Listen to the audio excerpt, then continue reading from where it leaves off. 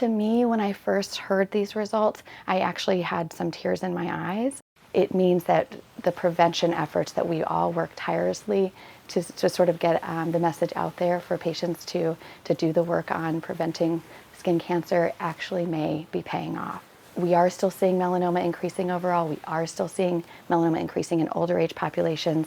And so the work is not done, but we absolutely think that the work that we put into trying to get people to avoiding the sun and avoiding tanning beds and putting all that work themselves outside, wearing hats and sunscreen and protective clothing and staying in the shade, actually probably matters. And more effort for prevention makes a lot of sense to me. Well, melanoma is one of the most deadly forms of skin cancer, and as of right now, I think it's the 5th most common skin cancer or cancer for men and women, and has a huge impact if it's not caught early.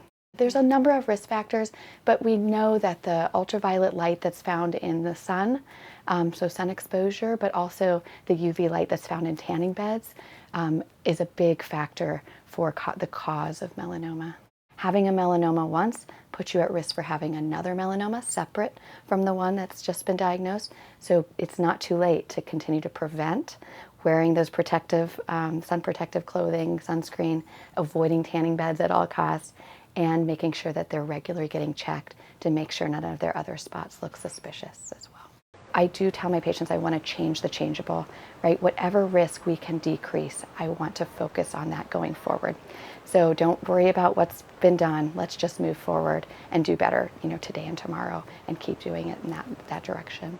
It's interesting. These data suggest that there's a sharp downtrend in incidence for kids who are 10 to 19 and 20 to 29. These data suggest that maybe that public health message is having a tremendous effect, and that if we keep following these younger cohorts as they age, we may no longer see this increasing trend in melanoma, but in fact start to see a decrease. That's our hope.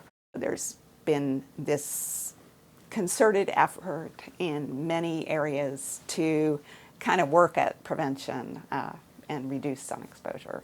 Because for melanoma, unlike other kinds of non-melanoma skin cancers, it seems like the most important sun exposure may be during childhood.